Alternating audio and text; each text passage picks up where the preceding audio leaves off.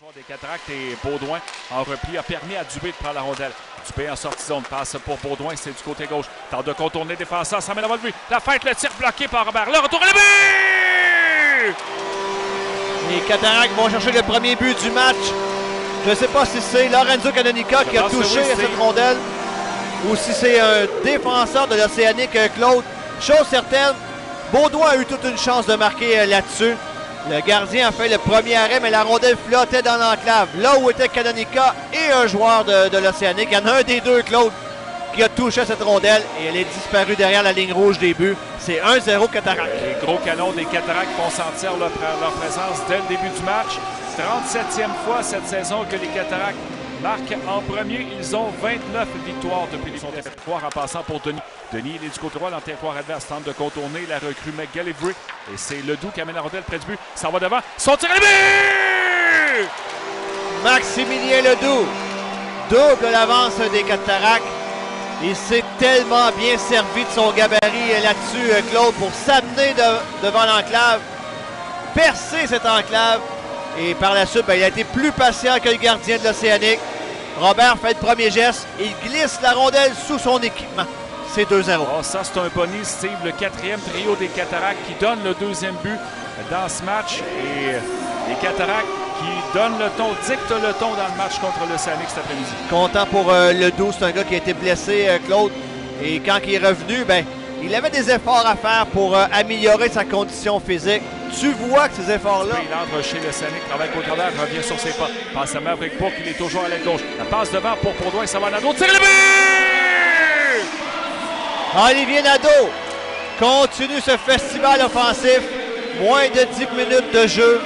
Déjà un troisième but pour les Cataractes. Nadeau arrivait du banc, Claude. Et grâce à la patience de Maverick Bourque, il a eu droit à un tir au haut de l'enclave. Un tir qui, je pense, a surpris Gabriel Robert. D'ailleurs, Robert, exactement, sa soirée de travail est terminée. C'est 3-0 Cataractes. Oui, Robert n'aura été là que pendant 9 minutes 25 et les Cataractes qui se donnent déjà 3 buts d'avance. Et on va revoir Patrick Amerla qui avait été devant le filet dans le match de vendredi à Rimouski. Alors Nadeau, par contre, Bellan continue l'attaque pour le Sanic. Derrière le filet des Cataractes, c'est repris par Jordan Tourigny. Passe pour La Fontaine, mais c'est raté cette sortie territoire des Cataractes. Véro, il va de tirer le but. Oh, l'Océanique n'a pas dit son dernier mot. Antoine Coulombe vient de se faire surprendre au haut de l'enclave, Claude. Un tir dans la partie inférieure du filet qui passe sous le bloqueur d'Antoine Coulombe.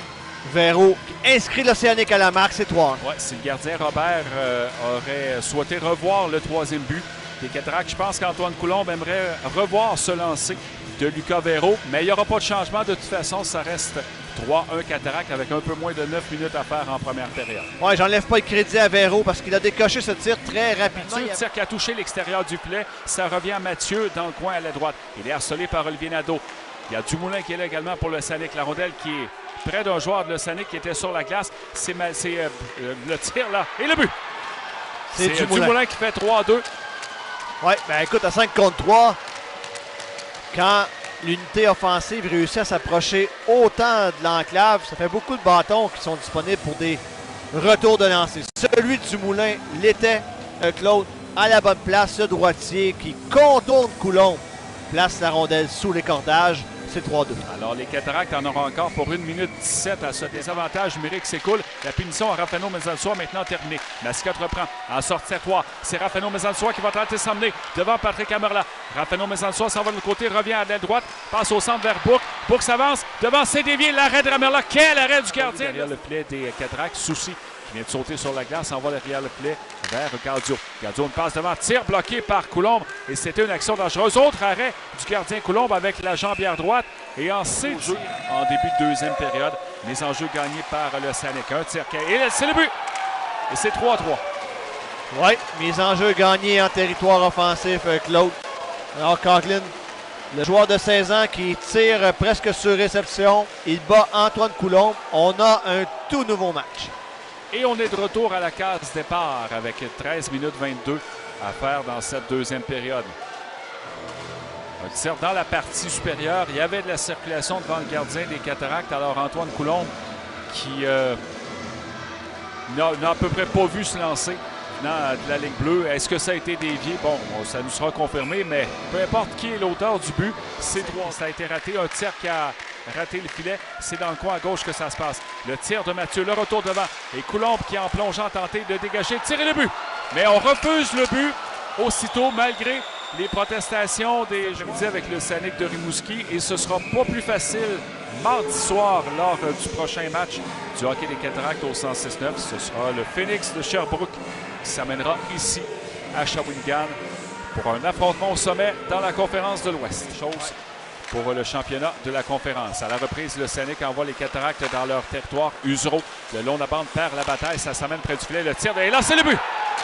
Et celui-là, il compte. Alexander Gaudio, avec son retour, donne l'avance à l'Océanique. Oui, ça a été très facile pour lui de percer l'enclave des Cataractes entre Usereau et Mascotte. Il a pris un premier tir et il a facilement eu accès au retour. Alors, Coulombe était vulnérable. Il le bat dans la partie supérieure du filet. Gaudio. Bleu, Veillette avait anticipé, mais c'est gardé par le Scénic. Robin, du côté droit, passe au centre vers Dumoulin. Dumoulin à Véro. Véro, un tir qui a touché l'extérieur du filet. Il soupire et là, un tir et le but. Et Dumoulin fait 5-3 au Scénic. Oui, bien ce but-là surprend carrément Antoine Coulombe du côté rapproché.